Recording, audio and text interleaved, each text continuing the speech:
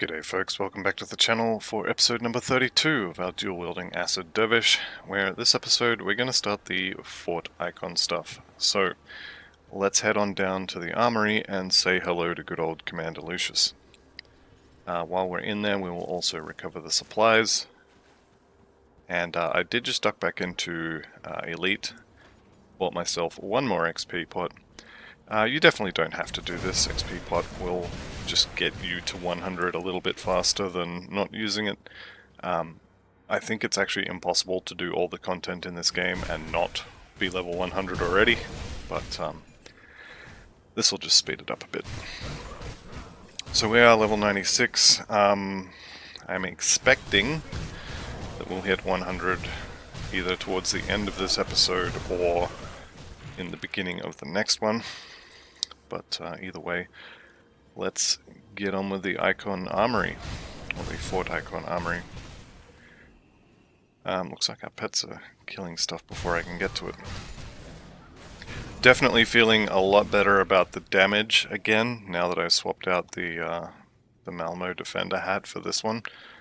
Just having that attack speed alone, I think, is definitely very nice. Okay, so dynamite here, guaranteed to always be there, and here is the supplies. Unfortunately that quest is going to tank our homestead reputation, but on the bright side, homestead reputation is really easy to get, so I'm not too worried about it. I've successfully trained myself not to open chests, because I've been playing a lot of Season 5 again. So if I miss chests, please know it's me. It's me being neurotic about not being ambushed by ghosts.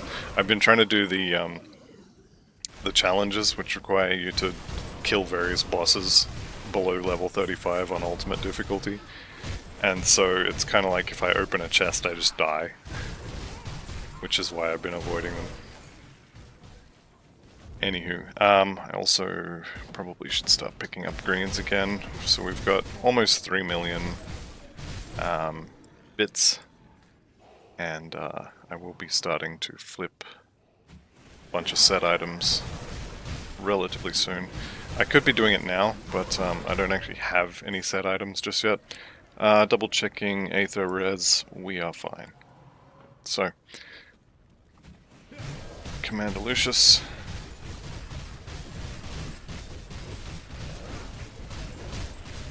The one thing you really have to watch out for here, and I'll show it when it happens. Actually, I'm going to back off so it actually happens. This meteor thing, if that hits you and it's, you know, closer together, decent chance that you just die. It's a lot of Aether damage very kind of close together, so if it hits you, you're just dead. What was that? Flesh Eater leg wraps. It's a decent increase in armor. Piercing and vitality. Yeah, that would suck. Same with these hulking leg guards. Like those Demon Bane leg plates are a level 50 item. So realistically, that is way out of date. I know it says 70, that's because of the Mankind's Vigil on that. So we probably should look at, for example, these hulking leg guards. 4% fizz resist on them as well is quite good. It would... what would we be losing? Vitality I don't care so much about. The piercing though, you know what, let's just do it. Piercing shred is going to be a little bit scary until we fix that. What's on our shoulders currently? Silk Swatch, yeah. And I definitely want to keep that, but I think it'll be fine. There is most likely an augment we can use on... I'm going to keep the add-on. What's our Aether? 34 and 40. Yeah, so if we just get any augment with piercing resist on it, maybe piercing an elemental, actually. Let's just, give me one sec, bring up Grim Tools, go to Augments, type in piercing, let's go sell stuff while it builds its database. Okay, there are apparently no augments that do piercing, or I've typed piercing when it should be pierce. Okay. There we go, Devil's Crossing, 12% pierce res. It's probably not going to make a big difference. Anything that shreds your resistance is going to do more than 12%, but yeah, it's fine. We'll get it a little bit over cap at least. Right, so we have the explosives. We are actually doing a whole bunch of Black Legion quests, so I'm just going to give this to Homestead and then use the Black Legion quests to bring my reputation with them back up. There we go. Okay, so that took our Black Legion back down to Honored, so we need another 250, and we get that from doing their quests, killing Ethereal Vanguards or bounties. So one bounty would bring that back, but I'm not going to bother because if we go back here, we have the explosives, the betrayal at Fort Ikon quest here. We'll go blow up the front gates, and that should give us some Black Legion reputation.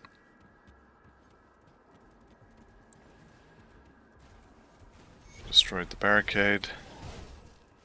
And we run all the way back and talk to Inquisitor Creed.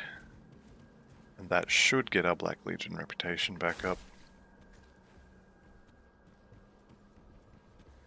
If my character would climb the ramp. There we go, there's level 97, and there's more than enough Black Legion reputation. Okay. We are heading to the Necropolis.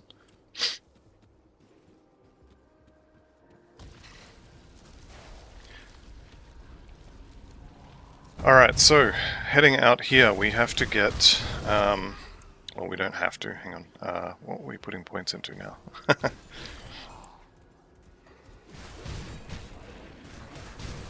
Pretty much have everything I want, so maybe we just make Veil of Shadow better. I thought I had this maxed out. That's right, more is better.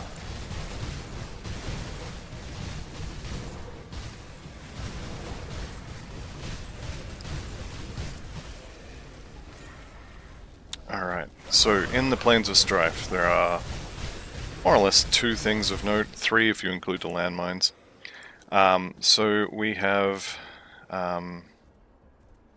Locksmere, who is out here, murderer of people who don't know that she's coming.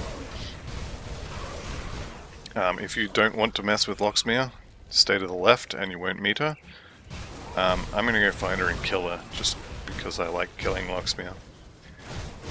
But if you don't want to mess with her, if you're maybe feeling that your build is a little bit weaker, just stick to the left. She's always over here on the right side. I think she's usually in the second area. I have actually killed her by accident before and didn't notice, so hopefully that doesn't happen this time.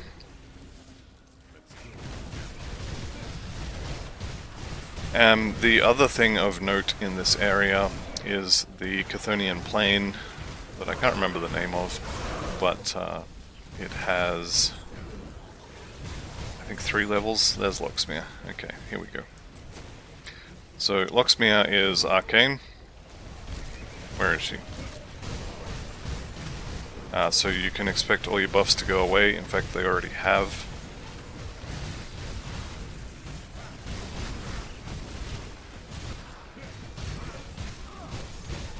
Running around like an idiot. Okay. So as I was saying, Locksmere is basically an arcane boss and has successfully destroyed all of my buffs, so I need to put all of those back up. Locksmere runs very quickly and does a lot of damage, so if you're a little bit unsure if you're not confident in your build or whatever, I definitely recommend skipping this area.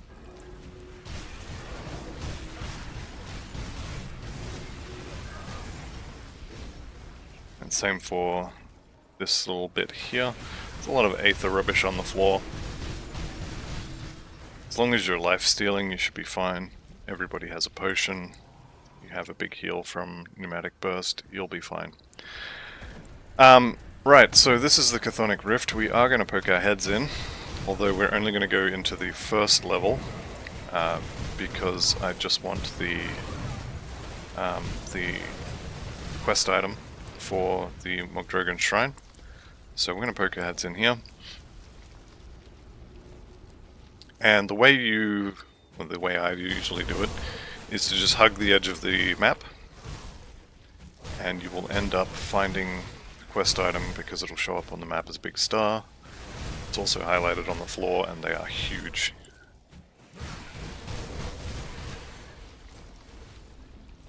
There is our exit, so over here is our way out.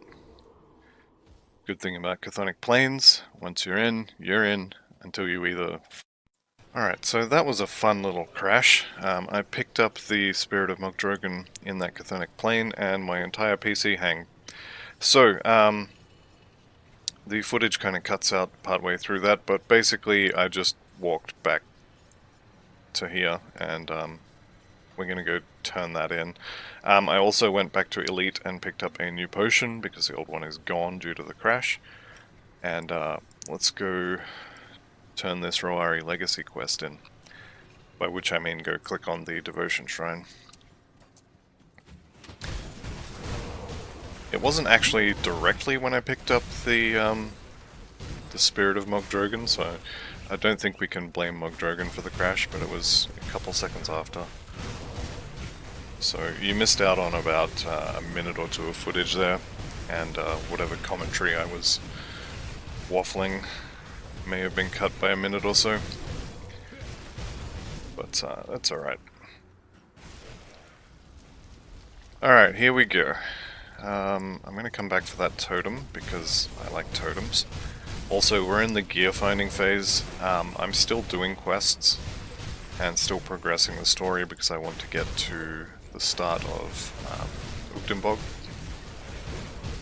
But we're basically at the point now where the character is kind of done, and most of what we're interested in is going to be finding sources of level 94 purples.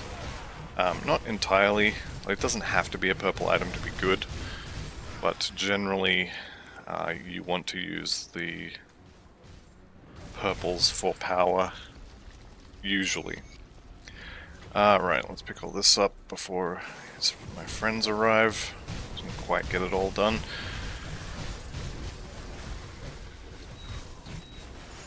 Okay, there's level 98 as well.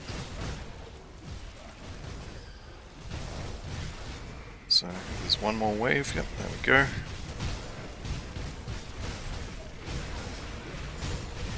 Let's turn that loot off.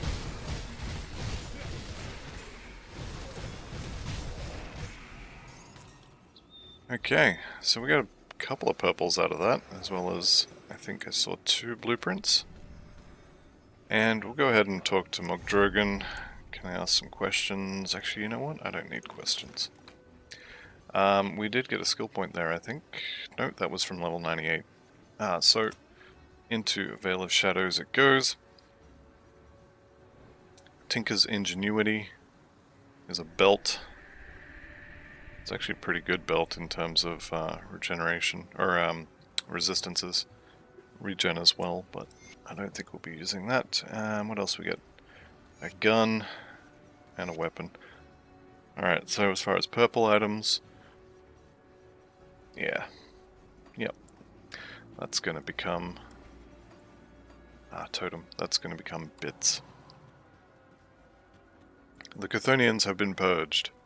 Good, good.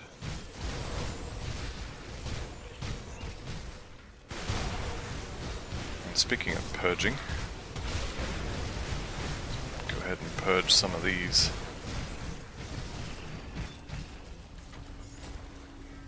Okay, stone plate is good. We like stone plate stuff. Also, apparently I was standing in rubbish. Wendigo Eye may be an upgrade for us. Can't remember which Wendigo... Or is it we're using a Basilisk Fang? Okay, Wendigo Eye is definitely not an upgrade for us. Panetti's. Okay. Yeah, right. Well, we're not doing a Panetti's build, so never mind that one. And was there another blueprint? Doesn't look like it. Right. Onwards into Necropolis. So in terms of reputation, the Ethereals hate me, but we're not at Nemesis yet. The Chthonians also hate me, and we're not at Nemesis yet. So the only Nemesis I have to worry about is Chupacabra, and he can't spawn in here, so we are safe from Nemesises. That totem, however, is not safe from us.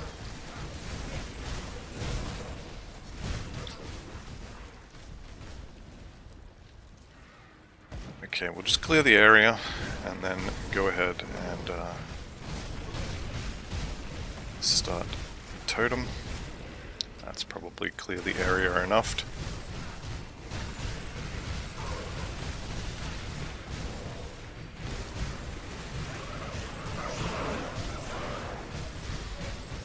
There's a decent amount of rubbish on the floor there we're standing in by the looks of it.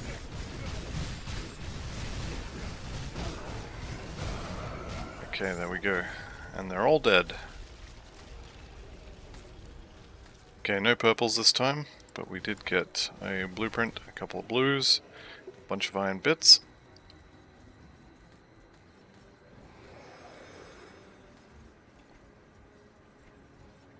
Here's our blueprint. It's actually a pretty good set if you're doing an elemental build. The swirly that goes around you from that proc is quite damaging, but also a little bit finicky. It doesn't go through things. Last time I used it, it would, it would hit a barrel and disappear. Right. We can probably skip killing that. Just a pile of health. Same with all this stuff. Just run past.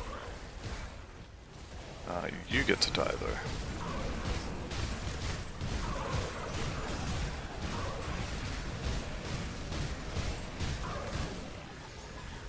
Alright, let's just keep going.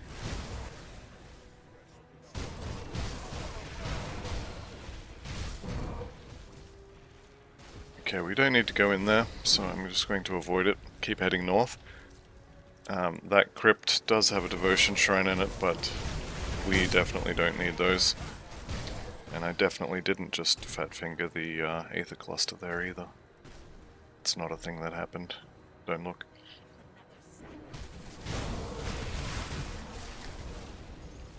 Okay, here's the devotion shrine. I will do this just because it is a fight and potentially has loot.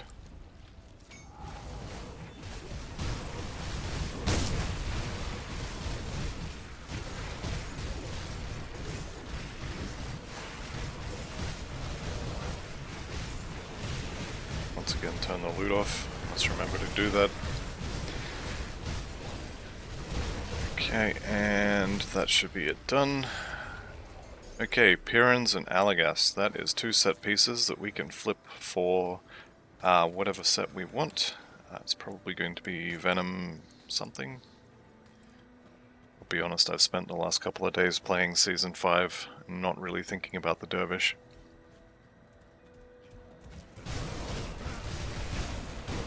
But those set pieces will provide fine bases for flipping, and we will find the poison set.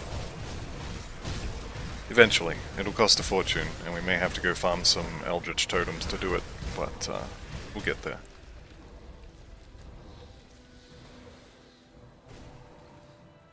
Okay. So we fight here.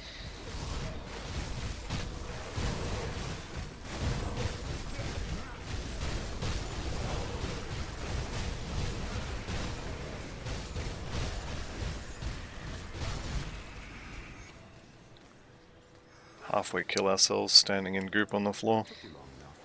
And there we go. Okay, so now we have to go around and blow up all of their blood carts, which is relatively easy if you remember where the carts are, and I always forget, so let's go find them. I think one of them's down there, so let's head down there.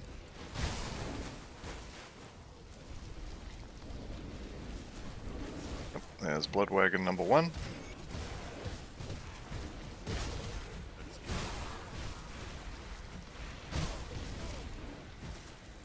Just checking along the top here because there can be totems, and also there is an exalted chest here somewhere. We are of course going to kill the totem.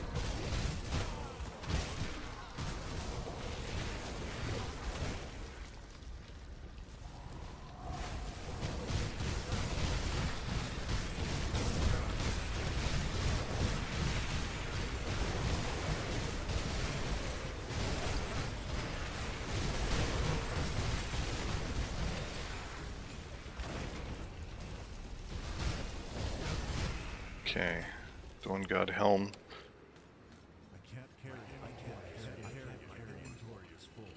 Alright, well, I'm definitely going to go sell that stuff then. Let's go to Homestead, it's nice and close, and also the merchant has some potions for us to buy. Okay, and if I've done my bit correctly, you're coming back here now. I've cut out the bit where I went shopping and sold all the things, and you don't have to watch that. One thing I did mention while I was doing it is I went to Homestead to buy and sell, and I recommend doing that because you can go and visit Isaiah Redden, the merchant we rescued back in Act 2, and you can buy the potions from him, which I strongly recommend doing. Every time you sell anything, if you buy both of the potions he has, you will find when you need them, you actually have most of the potions already that you're going to want. And then you don't have to go farming for royal jelly to make them.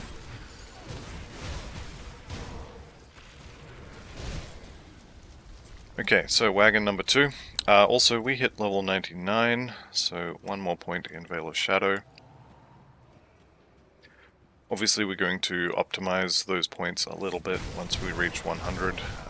We will most likely be changing the build fairly heavily at that point, but it will depend what sort of items we find as well. And I'm going the wrong way.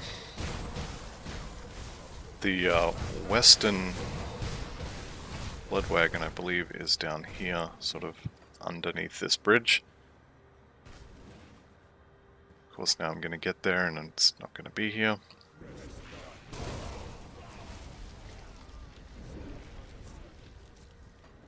Yep. It's probably going to be on there then. So apparently I was going the right way, because we've been everywhere else. And it's definitely called the Western Wagon, so it's not going to be over here. Well, it shouldn't be over there. This game's relationship with directions is somewhat fuzzy. Alright, here we go. There it is. Nope, that's not it. There it is. Alright, wagons are dead. I'm just gonna wave bye-bye to those guys, and we will head in to visit the Ligurian in the next episode. So thank you all very much for watching. I'll see you in the next one, and goodbye for now.